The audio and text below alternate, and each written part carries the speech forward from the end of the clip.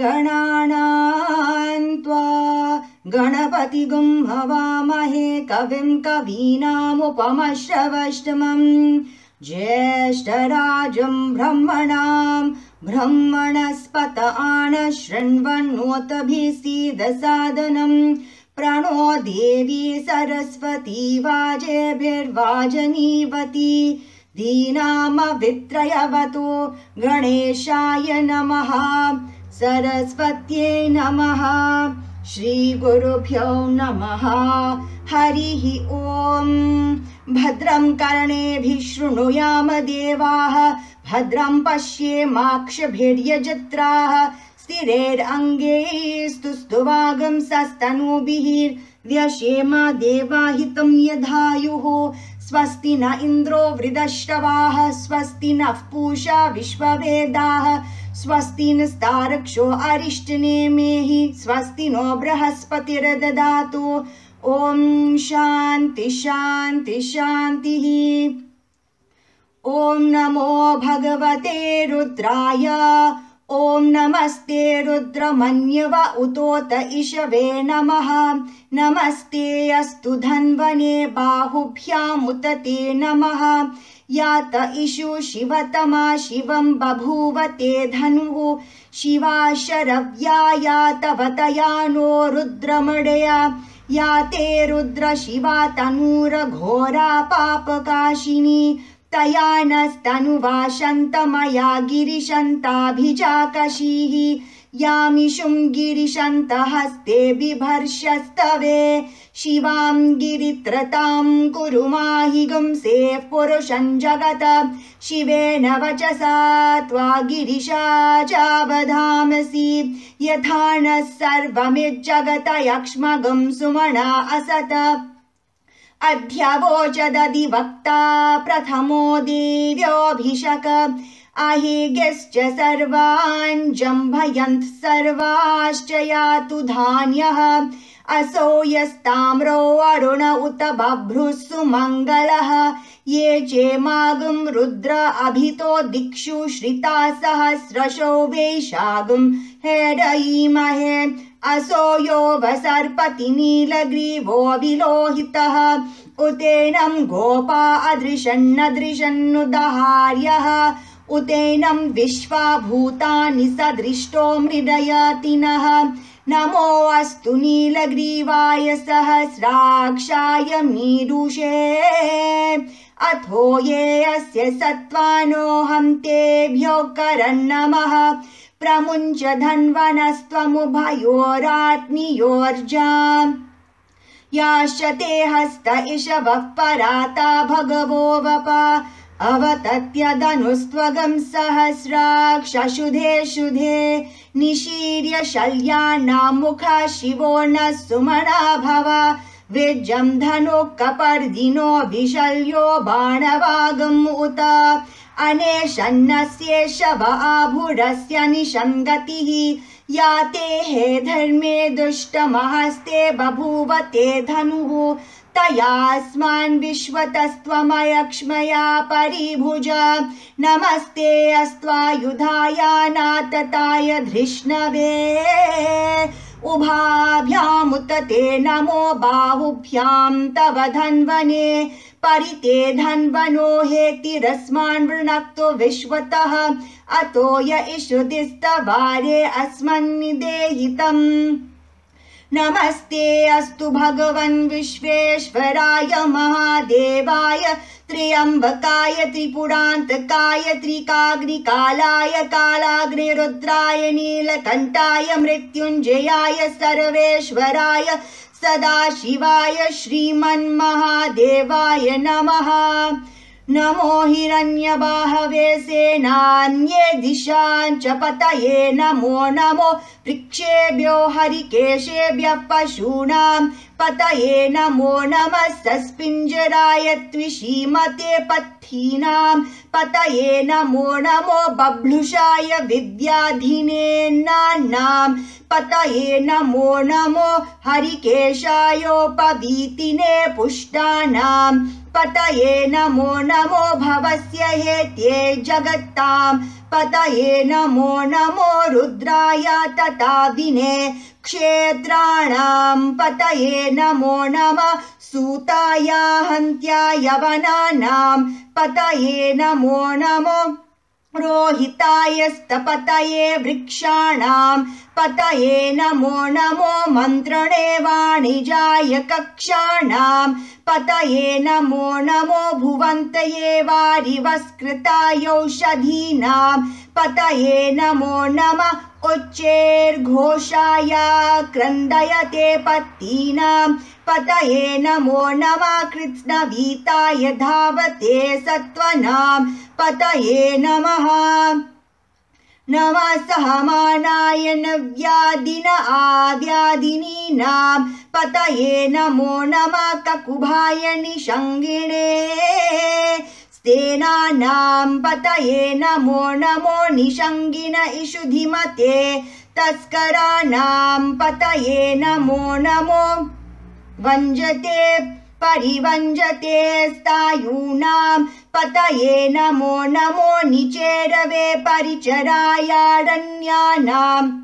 पतये नमो नमः श्रिकाविभ्यो जिगागं सत्भ्यो मुष्णतां पतये नमो नमो सिमद्भ्यो नक्तं चरभ्यः प्रकृन्तानां पतये नमो नमः उष्णीषिने गिरिचराय कुलुञ्चानां पतये नमो नमः इषुमद्भ्यो धन्वाविभ्यश्च वो नमो नमः आतन्वानेभ्यः प्रतितधानेभ्यश्च वो नमो नमः आयश्चद्भ्यो विसृजद्भ्यश्च वो नमो नमो स्यद्भ्यो विद्यद्भ्यश्च वो नमो नमः आसीनेभ्यश्च यानेभ्यश्च वो नमो नमः स्वपद्भ्यो जाग्रद्भ्यश्च वो नमो नमः स्तिष्ठद्भ्यो दावद्भ्यश्च वो नमो नमः सभापतिभ्यश्च वो नमो नमो अश्वेभ्यो अश्वपतिभ्यश्च वो नमः नमः आव्याधिनीभ्यो विविद्यन्तिभ्यश्च वो नमो नमः उगणाभ्यस्त्रिगंहतिभ्यश्च वो नमो नमो घृत्सेभ्यो घृत्सपतिभ्यश्च वो नमो नमो व्रातेभ्यो व्रातपतिभ्यश्च वो नमो नमो गणेभ्यो गणपतिभ्यश्च वो नमो नमो विरूपेभ्यो विश्वरूपेभ्यश्च वो नमो नमो महत्यः क्षुल्लकेभ्यश्च वो नमो नमो रतिभ्यो रतेभ्यश्च वो नमो नमो रथेभ्यो रत्तपतिभ्यश्च वो नमो नमः सेनानीभ्यश्च वो नमो नमः क्षत्तर्भ्यः संग्रहीतर्भ्यश्च वो नमो नमः स्तक्षभ्यो रथकारेभ्यश्च वो नमो नमः कुलालेभ्यः कर्मारेभ्यश्च वो नमो नमः पुञ्जिष्टेभ्यो निषादेभ्यश्च वो नमो नमः इषुकृभ्यो धन्वकृभ्यश्च वो नमो नमो मृगयुभ्यः श्वनीभ्यश्च वो नमो नमः श्वभ्यः श्वपतिभ्यश्च वो नमः नमो भवाय च रुद्राय च नमः शरवाय च पशुपतये च नमो नीलग्रीवाय च शितिकण्ठाय च नमः कपर्दिने च व्युप्तकेशाय च नमः सहस्राक्षाय च शतधन्वने च नमो गिरिशाय च शिपिविष्टाय च नमो मीरुष्टमाय चेषुमते च नमो रसवाय च वामनाय च नमो प्रहते च वरिषीयसे च नमो वृद्धाय च संवृद्ध्वने च नमो अग्र्याय च प्रथमाय च नमः आशवे च जिराय च नमः शीघ्रियाय च शेव्याय च नमः ऊर्म्याय च वस्वन्याय च नमः श्रोतस्याय च द्वेद्याय च नमो ज्येष्ठाय च कनिष्ठाय च नमः पूर्वजाय च परजाय च नमो मध्यमाय च पगर्भाय च नमो जघन्याय च भूत्नीयाय च नमः सोऽभ्याय च प्रतिसर्याय च नमो याम्याय च क्षेम्याय च नमः उर्वर्याय च खल्याय च नमः श्लोक्याय च वसान्याय च नमो वन्याय च कक्षाय च नमः श्रवाय च प्रतिश्रवाय च नमः आशुषेणाय च शुरताय च नमः शूराय च वबिन्दते च नमो वर्मिने च वरुतिने च नमो बिल्मिने च कवचिने च नमः श्रुताय च श्रुतसेनाय च नमो दुन्दुभ्याय च हनन्याय च नमो धृष्णवे च प्रमृषाय च नमो दूताय च प्रहिताय च नमो निषङ्गिने चेषु धीमते च नमः तीक्ष्णीषवे च युधिने च नमः स्वायुधाय च सुधन्वने च नमः श्रुत्याय च पत्याय च नमः काट्याय च नेप्याय च नमः सूध्याय च सरस्याय च नमो नाध्याय च वेशन्ताय च नमः कूप्याय च वत्याय च नमो वर्षाय च च नमो मेघ्याय च विद्युत्याय च नमः ईध्रियाय च तप्याय च नमो वात्याय च रेश्मियाय च नमो वास्तव्याय च वास्तुपाय च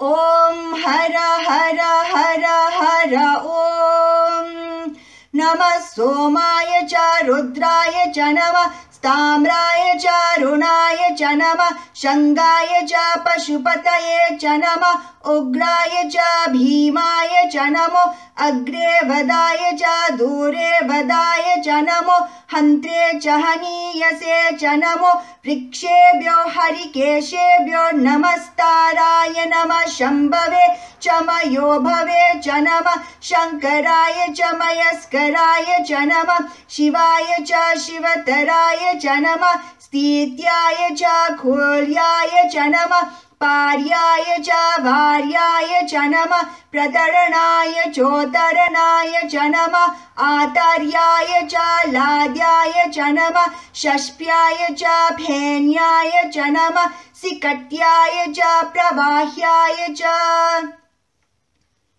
नमः इरण्याय च प्रपत्याय च नमः किगंशिलाय च क्षयनाय च नमः कपर्दिने च पुलस्तये च नमो कोष्ठाय च कृत्याय च नमः स्तल्प्याय च गेग्याय च नमः काट्याय च गवरेष्ठाय च नमो हृदयाय च निवेश्याय च नमः पागं सव्याय च रजस्याय च नमः शुष्क्याय च हरित्याय च नमो लोप्याय चोलप्याय च नमः उर्व्याय च सूर्म्याय च नमः पर्ण्याय च पर्णशत्याय च नमो पगुरमाणाय च भिघ्नते च नमः आखिदते च प्रखिदते च नमो वक्किरिकेभ्यो देवानागं हृदयेभ्यो नमो वीक्षिणकेभ्यो नमो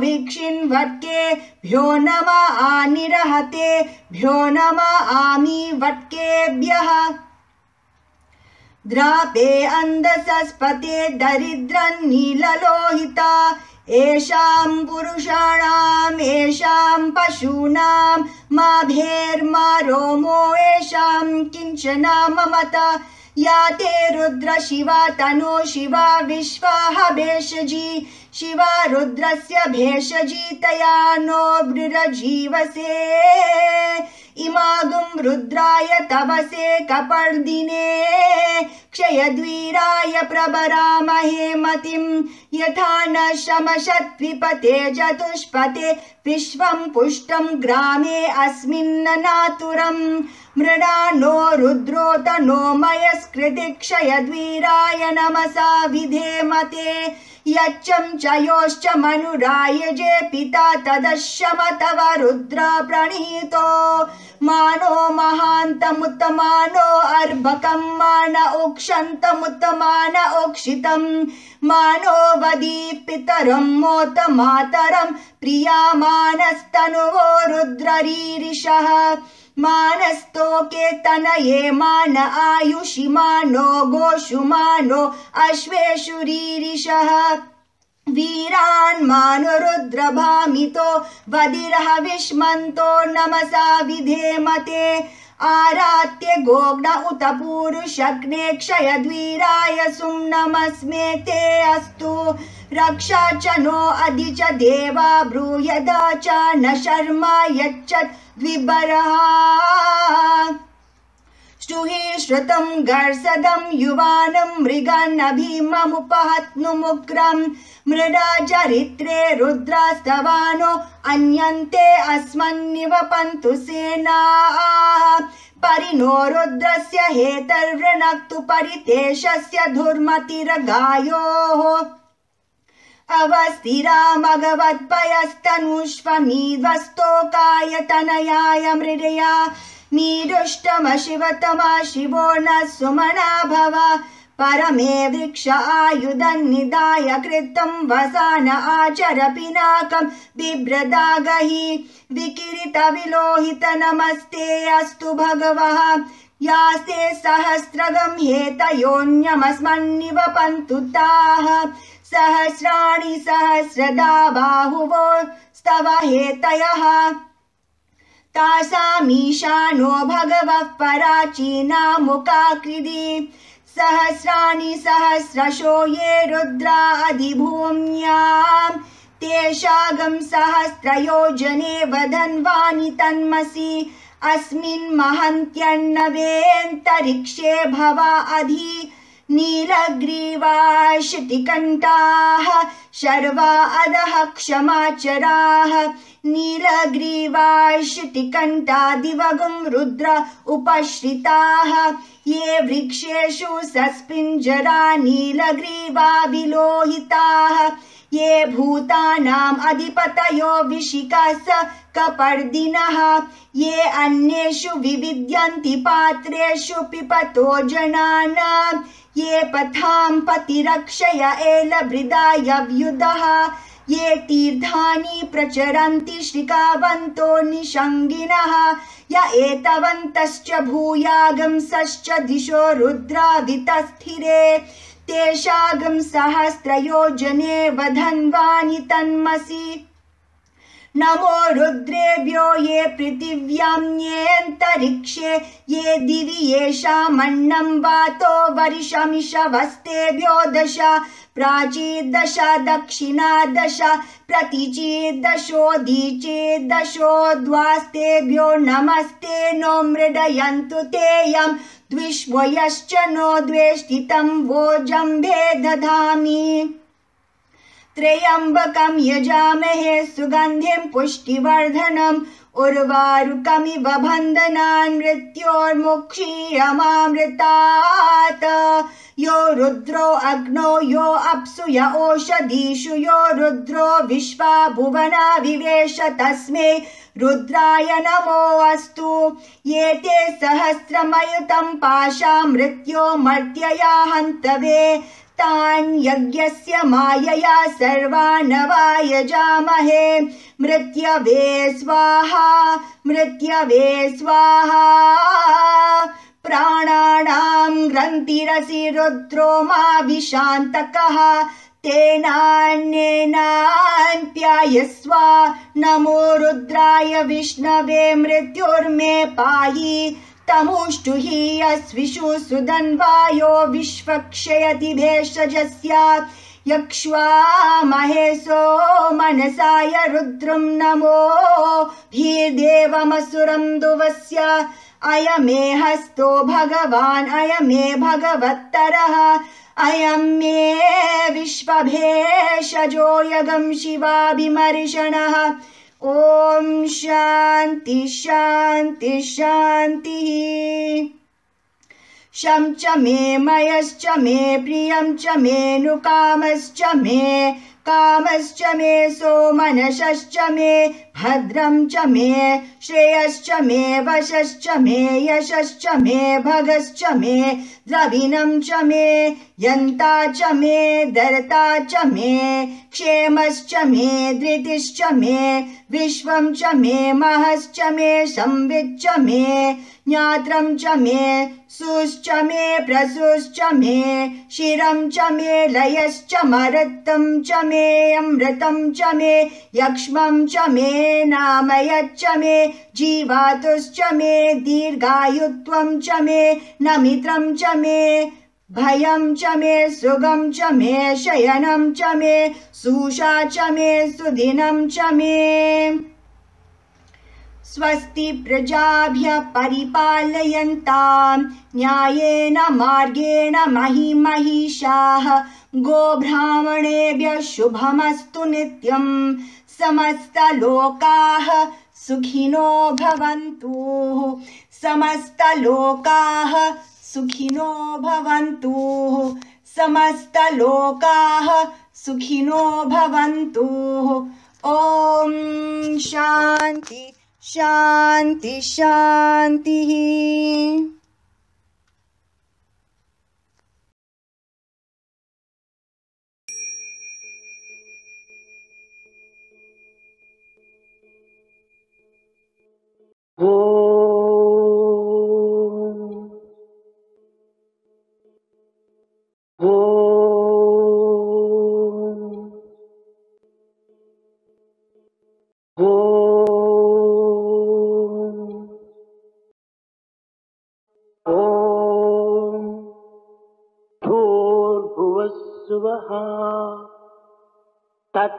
तत्सवितुर्वरेण्यं भर्गो देवस्य धीमहि धियो यो नः प्रचोदयात्। ॐ भूर्भुवस्सुवः तत्सवितुर्वरेण्यं भर्गो देवस्य धीमहि धियो यो नः प्रचोदयात्। ॐ भूर्भुवस्सुवः तत्सवितुर्वरेण्यं भर्गो देवस्य धीमहि धियो यो नः प्रचोदयात्।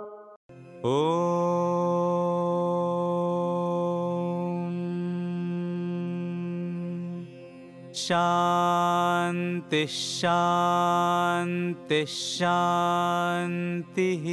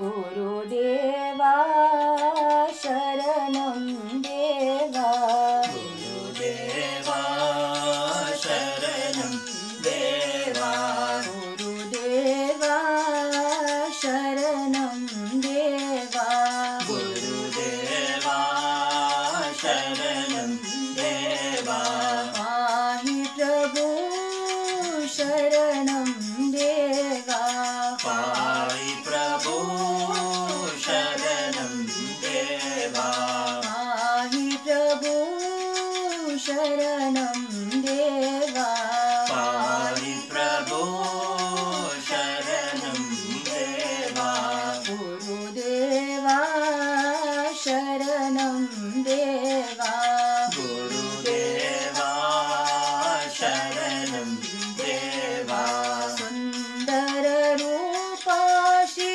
साई देवा सुन्दर रूपा श्री साई देवा सुन्दर रूपा श्री साई देवा सुन्दर रूपा श्री साई देवा शरणं शरणं सद्गुरुदेवा शरणं शरणं सद्गुरुदेवा शरणं शरणं सद्गुरुदेवा शरणं शरणं सद्गुरुदेवा गुरुदेवा शरणं देवा गुरुदेवा शरणं देवा पाहि प्रभु शरणं देवा पाहि प्रभु शरणं देवा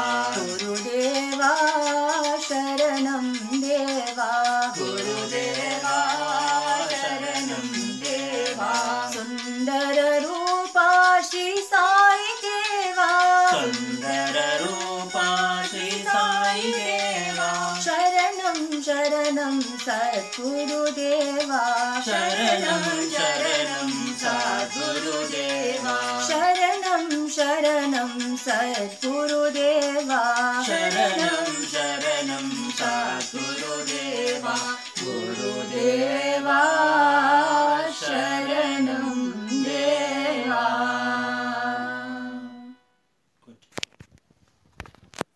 That was okay.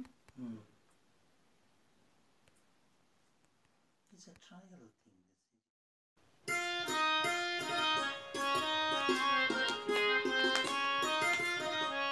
जय दुर्गा लक्ष्मी सरस्वती साई जगन्माता जय दुर्गा लक्ष्मी सरस्वती साई जगन्माता जय दुर्गा लक्ष्मी सरस्वती साई जगन्माता जय दुर्गा लक्ष्मी सरस्वती साई जगन्माता साई जगन्माता साई जगन्माता मां साई जगन्माता साई जगन्माता साई जगन्माता साई जगन्माता मां साई जगन्माता साई जगन्माता साई जगन्माता साई जगन्माता मां साई जगन्माता साई जगन्माता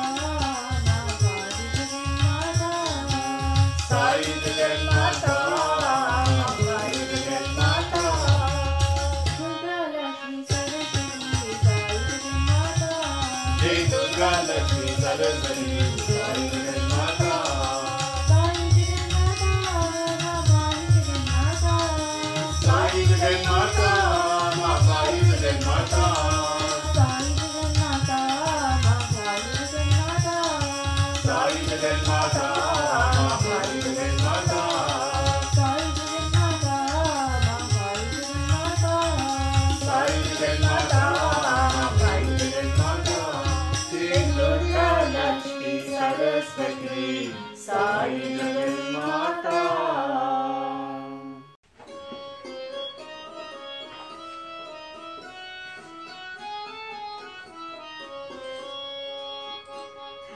गंग जटाधर गौरीशं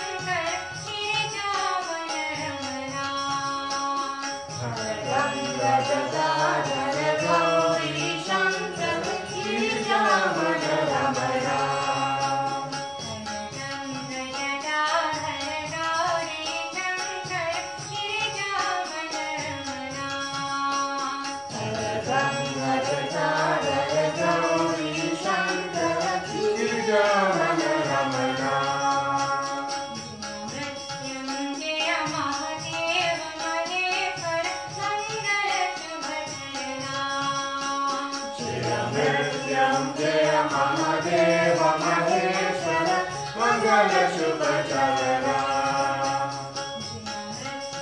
जय महादेव महेश्वर मंगल शुभ चरणा जय मृत्युंजय महादेव महेश्वर मंगल शुभ चरणा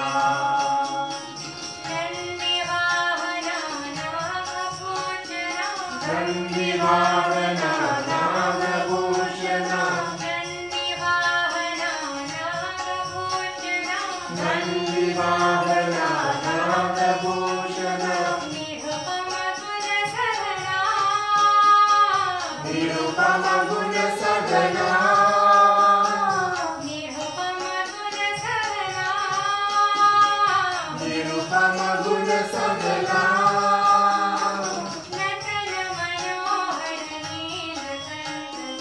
नटन मनोहर नीलकंठ साई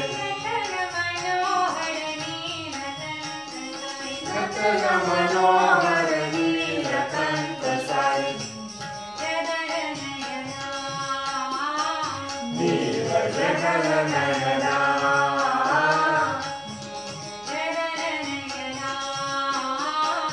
नील जगल नयना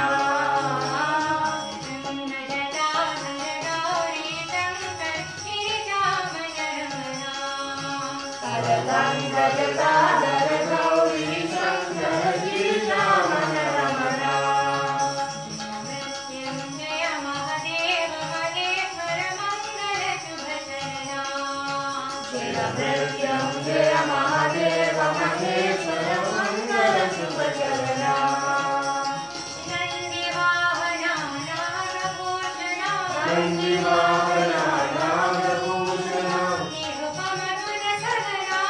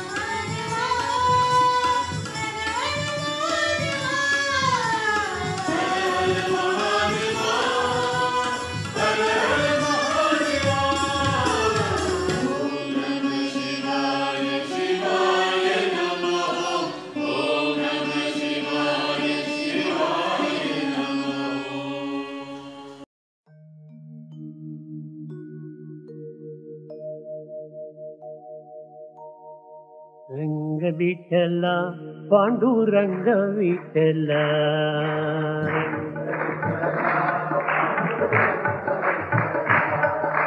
रंग विठला पांडुरंग विठला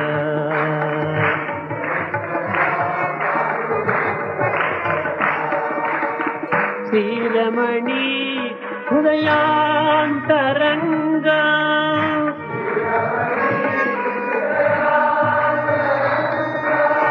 श्रीरमणी हृदयांतरंगा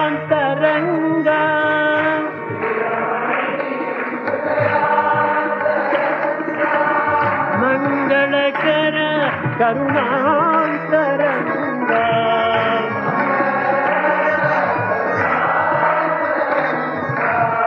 मंगलकर करुणांतरंगा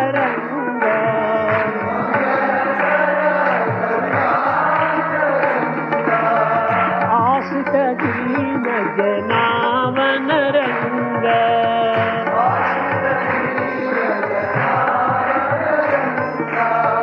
आशित दीन जनावन रंग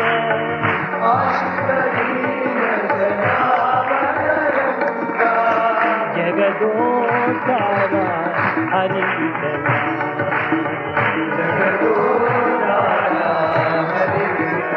रंग विठला पांडुरंग विठला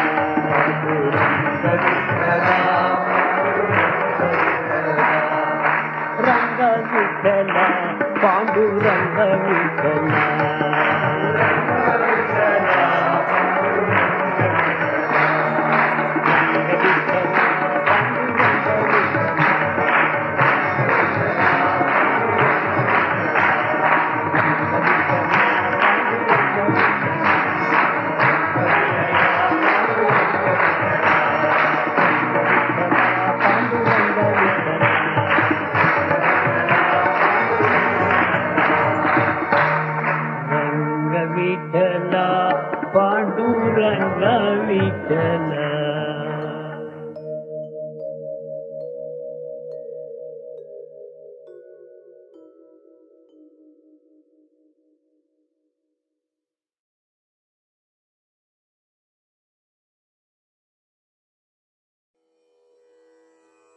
ॐ तत्सत् श्रीनारायण तु पुरुषोत्तम गुरुतु सिद्धबुद्ध तु स्कन्द विनायक सविता पावक तु सविता पावक तु ब्रह्ममज तु यहोव शक्ति तु येषु पिता प्रभु तु रुद्र विष्णु तु राम कृष्ण तु रहीमताओ तु रहीमताओ तु वासुदेव गो विश्वरूप तु चिदानंद हरि तु अद्वितीय तु अकाल निर्भय आत्मलिंग शिव तु आत्मलिंग शिव तु आत्मलिंग शिव तु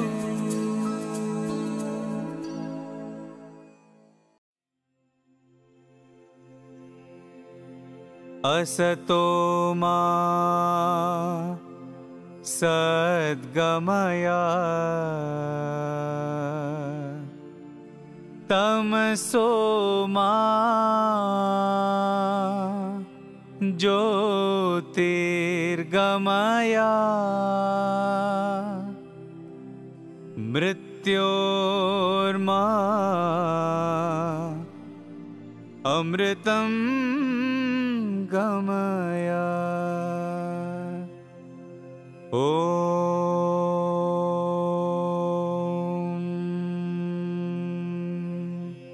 शांति शांति शांति। I offer my humble pranams at the lotus feet of our most loving and compassionate Lord and Master, Bhagwan Sri Satya Sai Baba. Om Sai Ram, loving aspirants of Sai, on behalf of the Sri Satya Sai International Organization of South Africa, Chatsworth Region 2, I extend a very warm and loving welcome to each one of you to this morning's online satsang program. We pray that you and your families are keeping well. Bhagwan says, our physical, mental, and spiritual energies should never be wasted. You might ask me, how are we wasting our energies? If you see bad things, your energy is wasted. Hearing bad things, speaking evil, thinking evil thoughts, and doing evil deeds waste your energy. Conserve your energy in all these 5 areas and make your life more meaningful. Your Go Green infographic this morning. Bhagwan Sri Satya Sai Baba says that the tree can teach you forbearance and tolerance. It offers shade to all, irrespective of age, sex, religion, nationality, or status. It helps with fruit and shade, even to the foe who lays his axe on its trunk. Observe trees around you and think about what you can do to enhance their life. Example, clean up around it or water it more regularly. This morning's 108 Gem experience will be shared by Auntie Rina from Bayview Sai Center.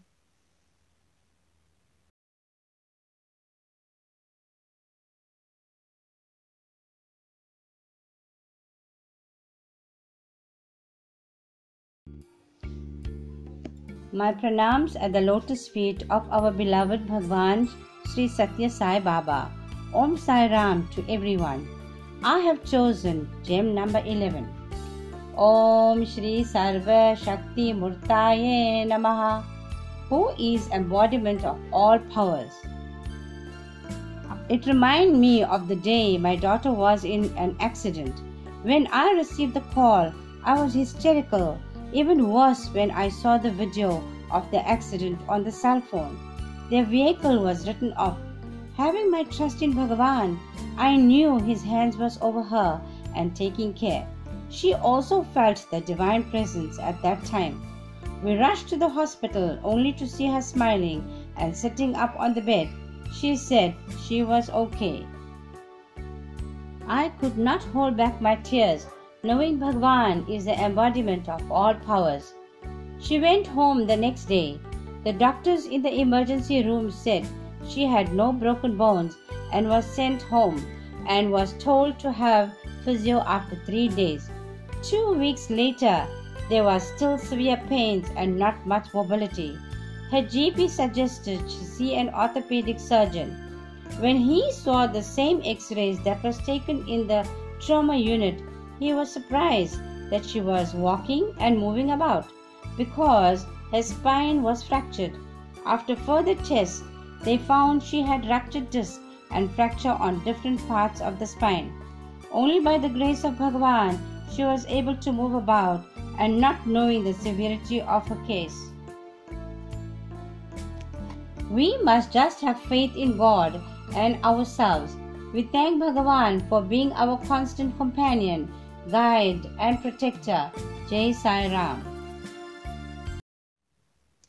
Thank you, Mummy, for sharing your experience on what you have been through during my accident. Your announcements for this week. The morning sadhana commences at 5:30 a.m., followed by Havan at 7 a.m. This morning's Havan was conducted by Widhurst Sai Center. 9:15 a.m. Vedam classes continues. We would like to encourage Go Green initiatives across all the wings, planting of herb and veg gardens and spekboom. Also, the collection of cans and paper for recycling continues. Our Balvikas Group 4 Speech Festival will take place next week. Do join our morning devotional program to encourage our children as they render the bhajans and a play as their love offerings to our Lord. We will now watch a video by Deepak Anand. During Aarti, please pray for the sick and the needy and universal peace and prosperity. Sai love and light to all. Jai Sai Ram.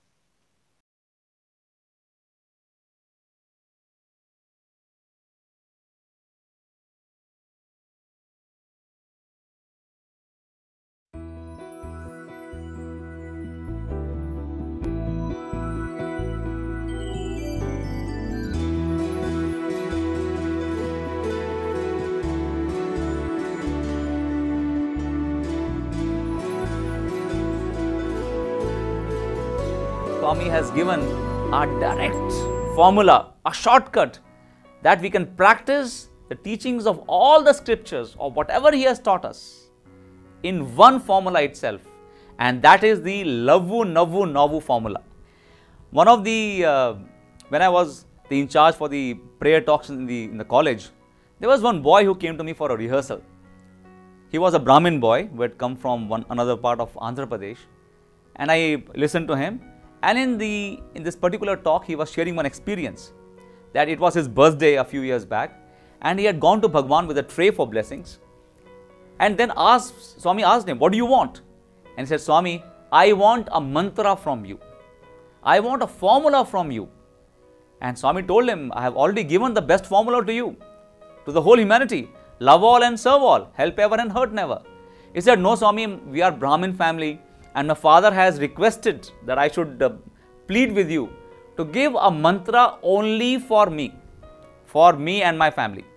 And Swami said, "See, there is nothing personal about these things, because if Arjuna were to say that, Bhagavad Gita is given to me personally, I will not share it, what will happen to the remaining humanity? But then I will give you a mantra," Swami said. And Swami whispered into his ears one mantra which he shared. And he said, Swami told him, the mantra is Lavu, Navu, Navu. Love, love, Navu, smile, and Navu, in the present moment. Love and smile in the present moment. That is the highest mantra. Actually, been with Swami for the last 16 years and gone through many scriptures. I take awareness classes. I have never found a more direct mantra or a more powerful formula than this, that in every moment of our lives, if we can love and smile in the present moment, we certainly are in the goal. We don't have to reach any other goal. We will always be in the goal of divinity. But I think Swami always wants us to have a great and a noble goal of life. If we move towards that goal of life, following this particular formula, I think not only will achieve that particular goal, but we will achieve that particular goal in perfect stillness of peace and love. Because love and smile in the present moment will not let us deviate either from the goal or from the divinity inside us. And that, I think, was a beautiful experience that this boy shared, which is worth sharing with everybody, with all sisters and brothers of the Sai fraternity.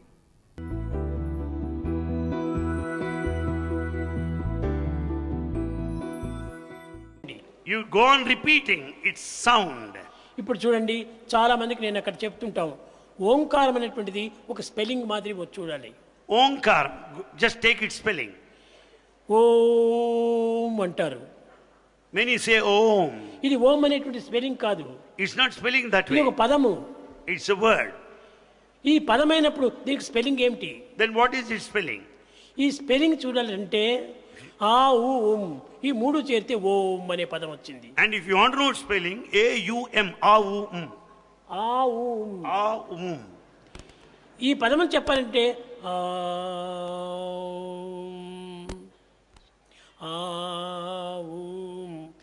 అనేటువంటిది గొంతు నుంచి వస్తుంది. A comes out of the throat.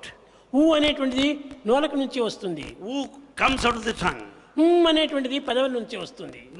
Comes out of the lips. ఈ మూడు చేరినటువంటి ఓంకారం నాభి నుంచి వస్తుంది. So the combination of the three comes out of the very navel.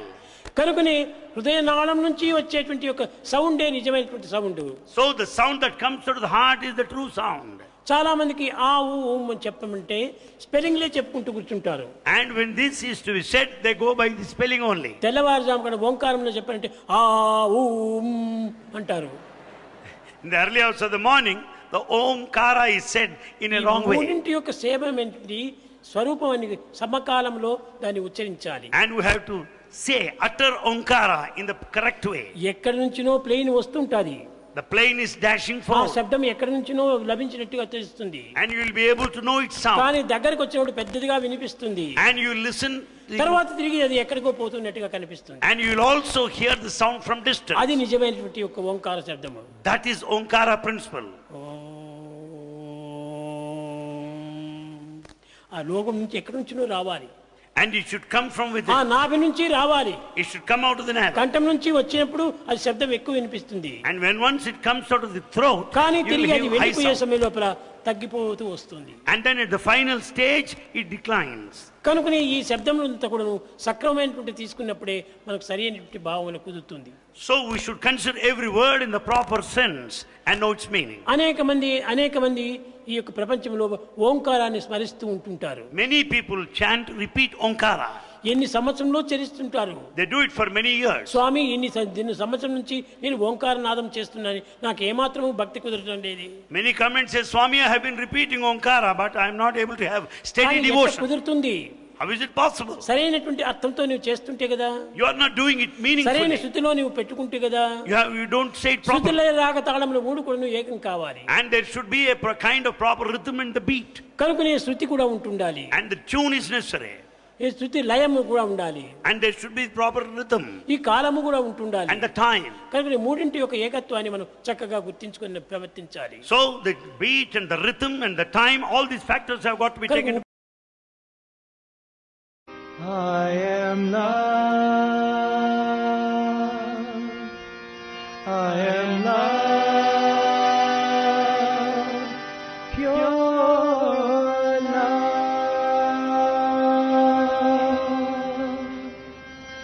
Remind me, my Lord. Remind me, my Lord.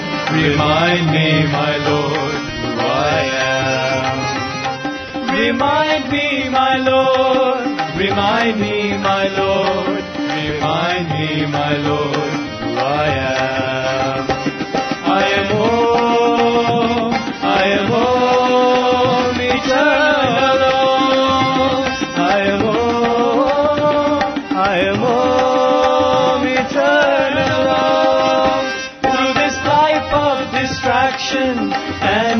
illusion, remind me, my Lord, who I am.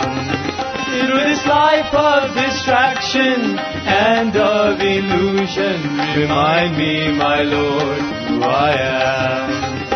I am truth, I am peace, divine bliss. I am truth, I am peace, divine bliss.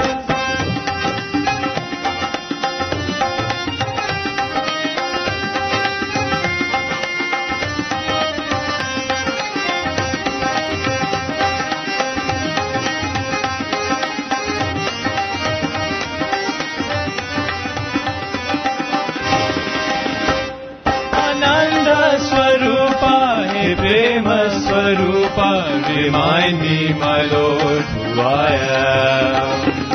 Ananda Swarupa, He Prema Swarupa, remind me, my Lord, who I am. I am love, I am love, pure love. I am love, I am love, pure love.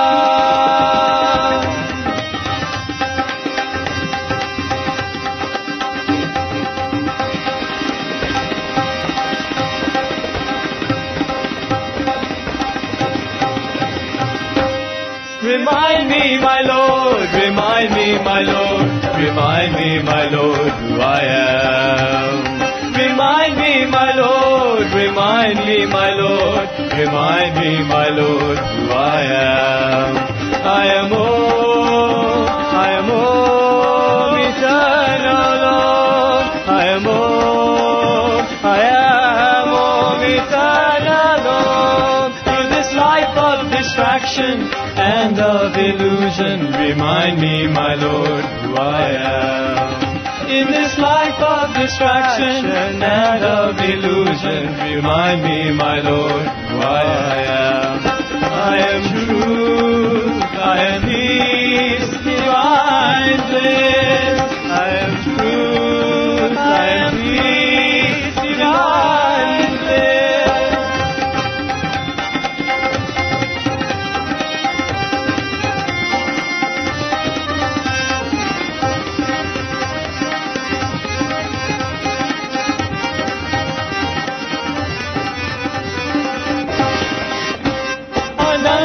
Swarupa, He Prema Swarupa, remind me, my Lord, who I am. Ananda Swarupa, He Prema Swarupa, remind me, my Lord, who I am. I am love, I am love, pure love. I am love, I am love, pure love. I am love, I am.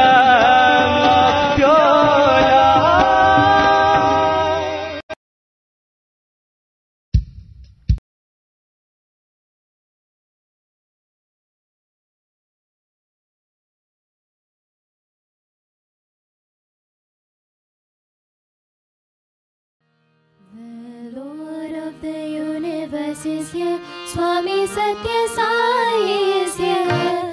Come to save devotees everywhere. Come to bless His children everywhere.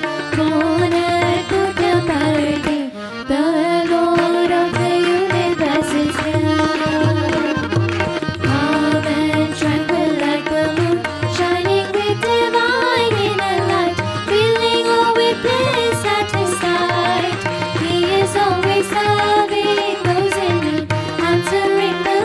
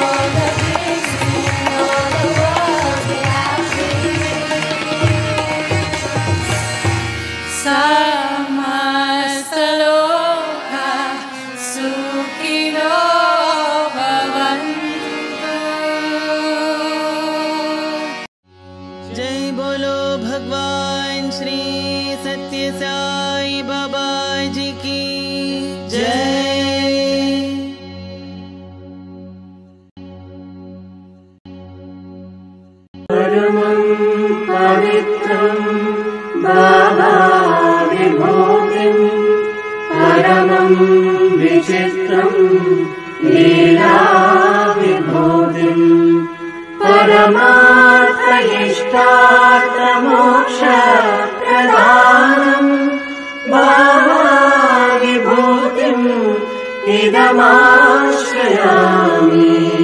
परमम् पवित्रम् बाबा विभूतिम् परमम् विचित्रम् लीला विभूतिम् परमार्थ इष्टार्थ मोक्ष प्रदानम् बाबा विभूतिम् इदमाश्रयामि परमम् पवित्रम् बाबा विभूतिम् परमम् विचित्रम् लीला विभूतिम् परमार्थ इष्टार्थ मोक्ष प्रदानम् बाबा विभूतिम् इदमाश्रयामि।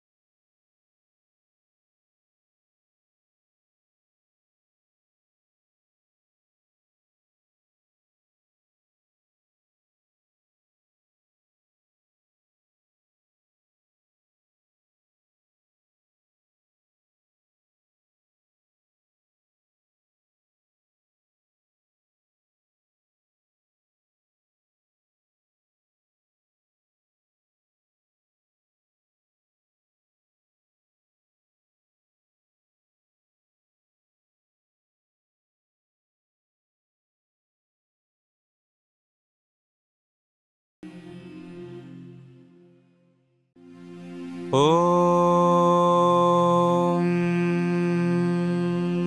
साईश्वराय विद्महे सत्यदेवाय धीमहि तन्नः सर्वप्रचोदयात्।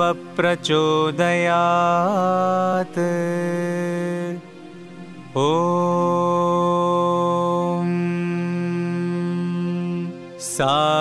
साईश्वराय विद्महे सत्यदेवाय धीमहि तन्नः सर्वप्रचोदयात्। ॐ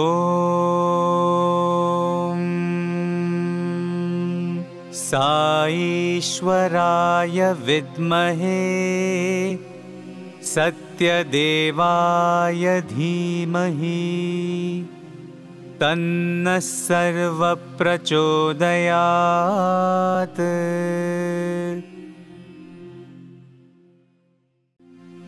ॐ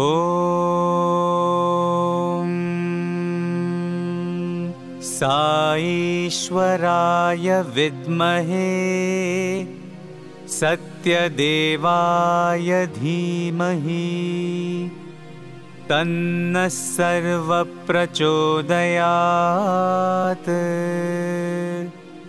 ॐ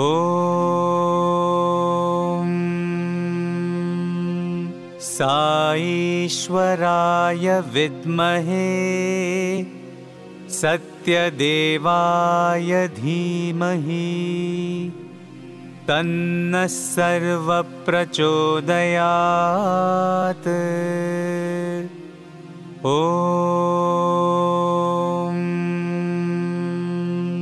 साईश्वराय विद्महे सत्यदेवाय धीमहि तन्नः सर्वप्रचोदयात्।